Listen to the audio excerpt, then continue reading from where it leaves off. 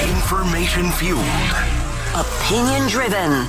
This is Nashville's Morning News with Dan Mandis. And so, my fellow Americans, We talk news.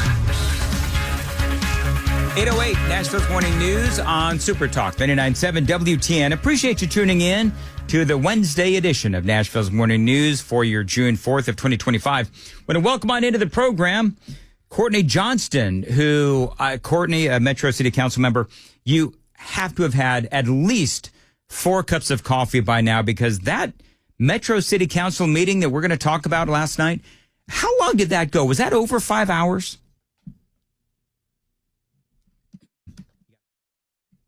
Hold on, Courtney. Hold on. You got her? You got to pot her up.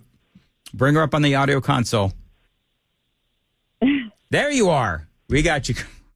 We're training Louie, Courtney. So, how long? So you're on now. So how long did that meeting last night? Well, the public hearing part of it, which was obviously the longest, started at around 6:45 or so, and ended at almost 11:30. And then we were able to actually start the agenda. So there were how many hours of just people? Because I watched actually some of the video this morning. So are you telling me that they have like 4 hours of people coming in? Yeah, almost 5 hours. Absolutely. Yeah. And the first termers are like, I can't believe this. This is crazy. I'm like, you guys don't remember 2020 when from this exact meeting, we didn't adjourn until almost 6:30 in the morning the next morning. So it's, but that was also the 34% tax increase year. So Courtney, I want to play an example, because I listened to some of it, but I want to play an example. You're going to make me relive it? I am going to make you relive it, as a matter of fact. Don't worry, I've tightened it up a little bit.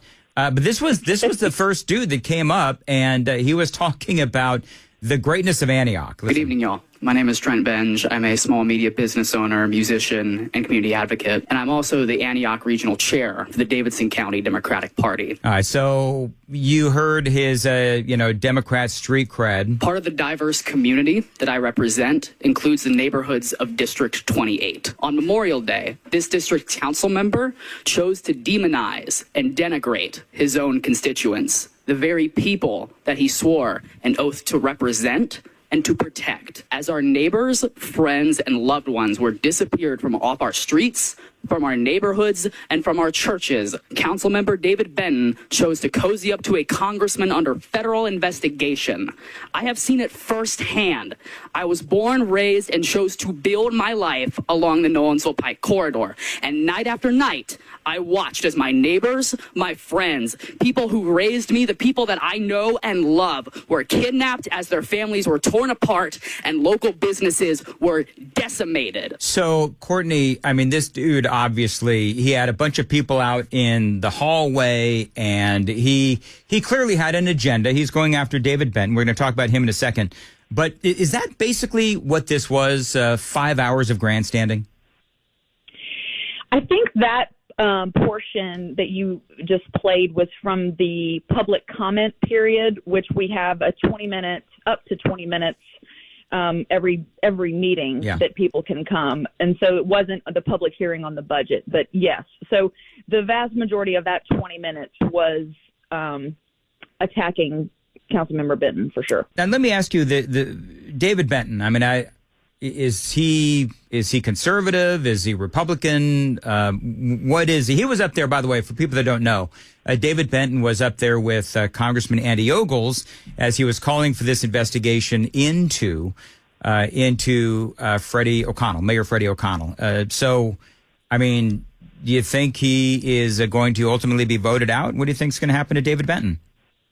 No. I mean, the mechanism to recall someone is extremely hard. People have tried to do it. It's just extremely hard to do that. The council can't vote a member out. They can censor a member, but that really does nothing.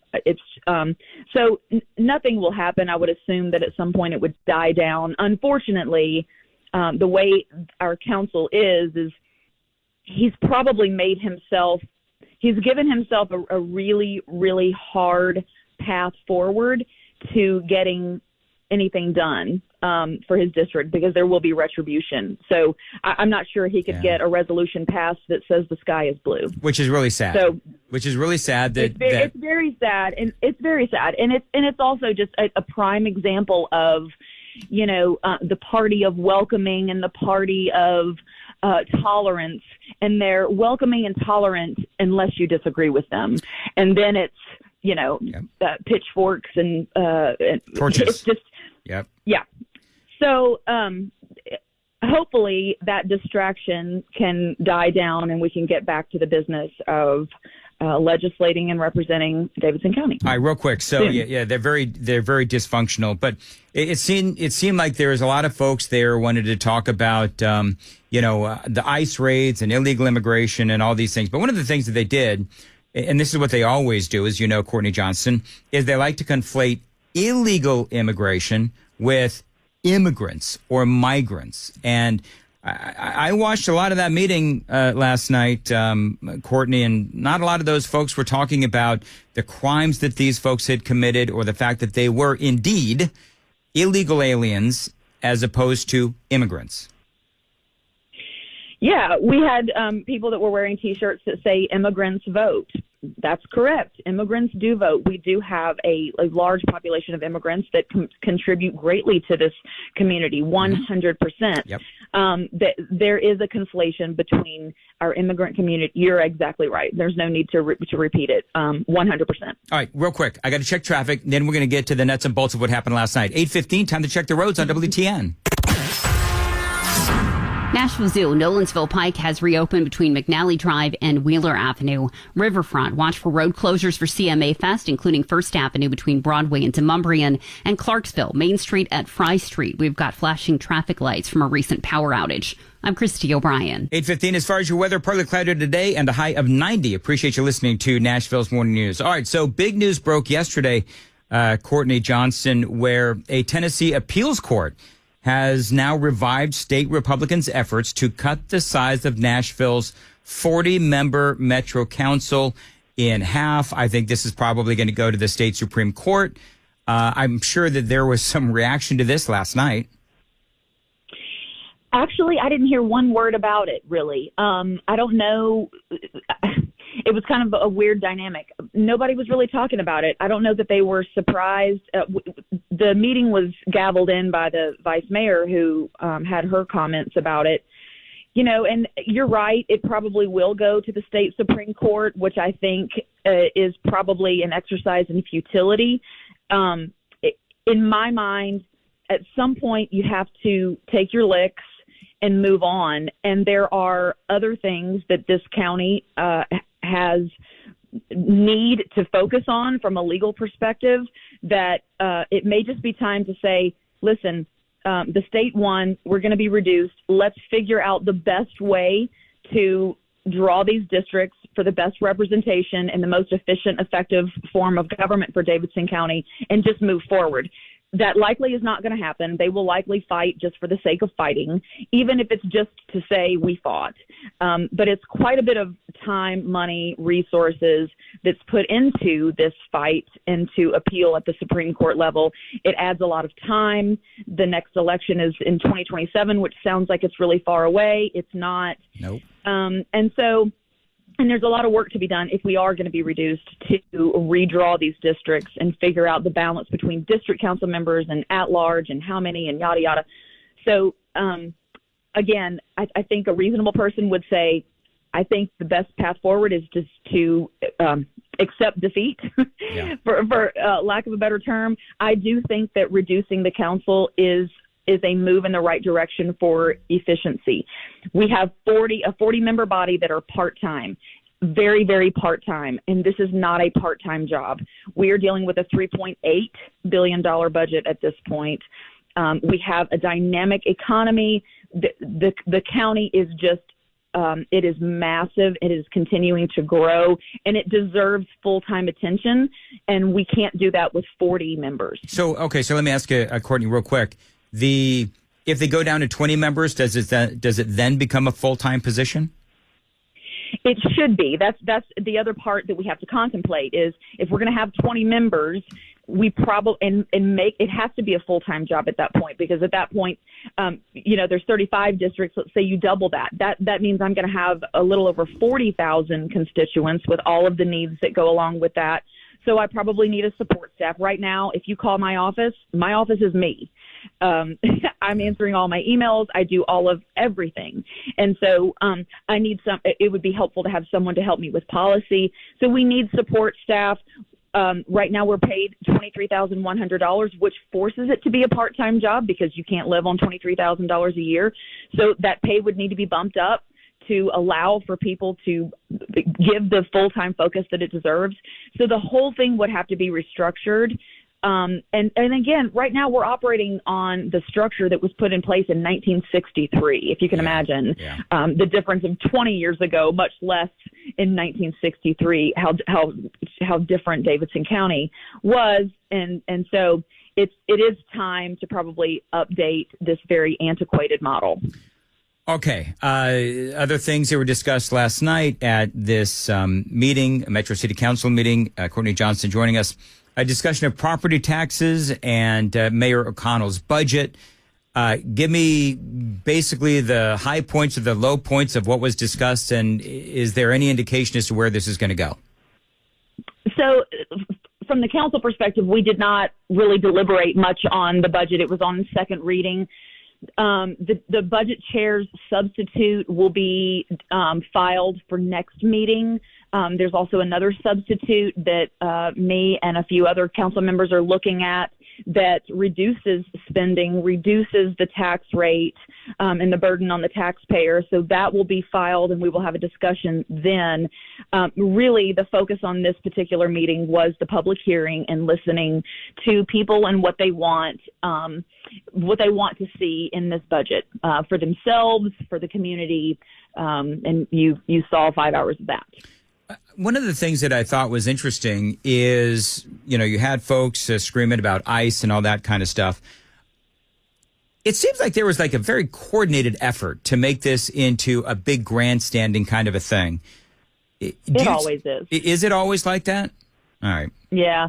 You've got organized groups like the varsity, I don't know what their varsity something, Stand Up Nashville, People's Budget, NOAA, SEIU, yes, I saw union members there.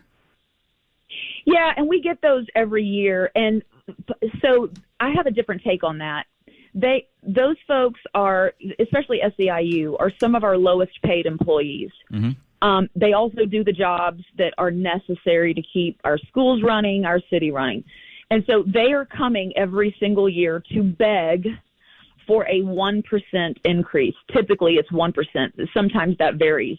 And when you're talking about people that are making, let's say, $40,000 a year, they're asking for $400 and they are begging and they're staying in there till midnight to do it. So that shows that our system and our pay plan is broken.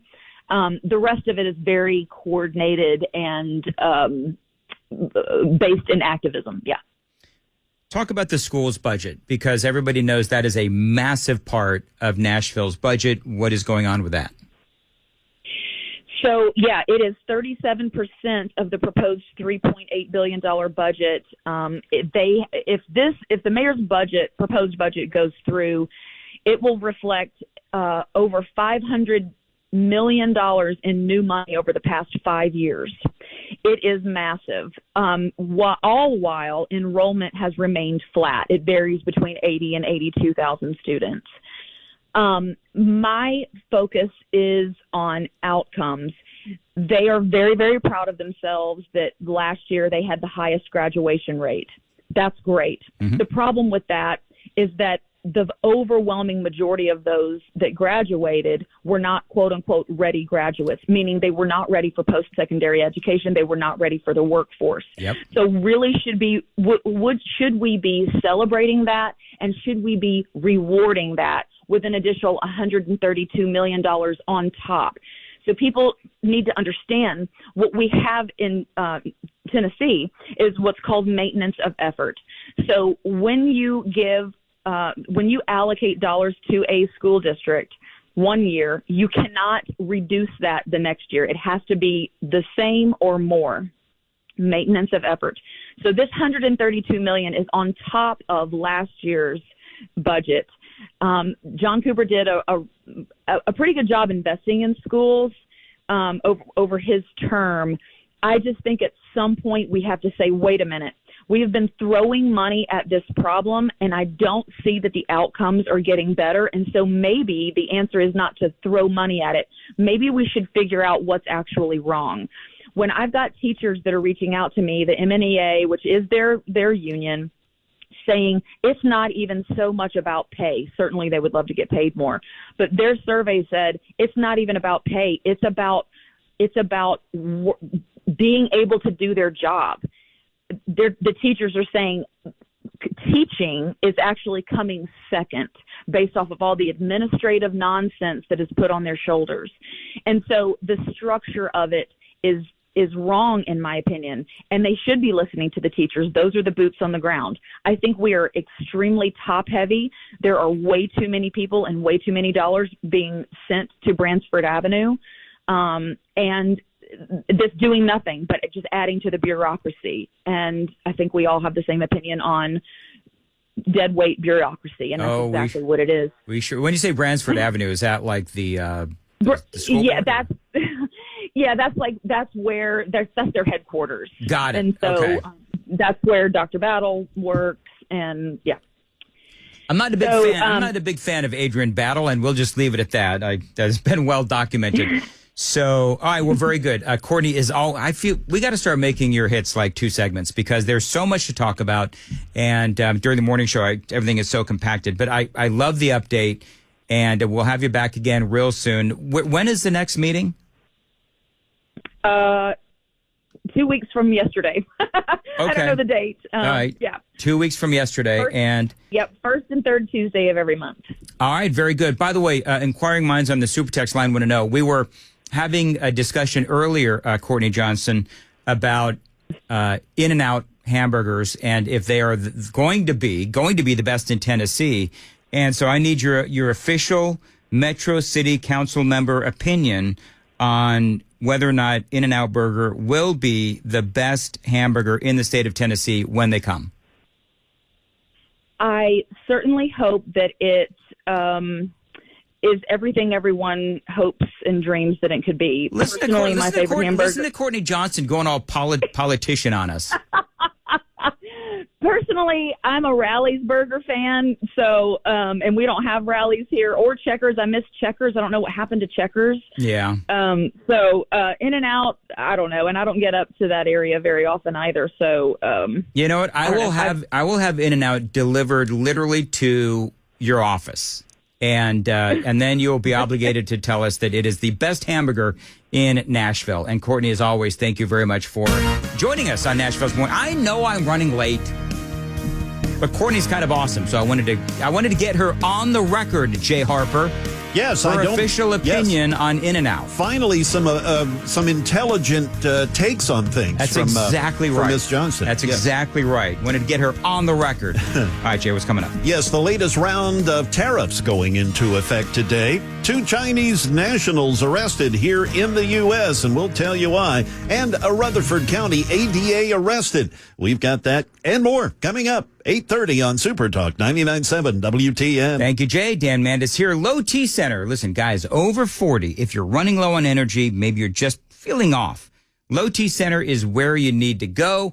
Get started with testosterone replacement therapy, or TRT, and join lots of other guys who are going through the same thing as you. You know, they've got clinics all over Nashville, and they're really easy to get to. You walk in, you see a real medical provider, and you get that energy back. No complicated process, just results. And remember, these treatment plans, they are tailor-made just for you.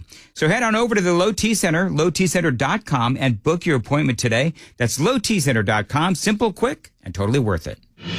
Everyone's loving what we're doing now at Genesis Diamonds. 0 down, 0 interest financing for 5 years on everything.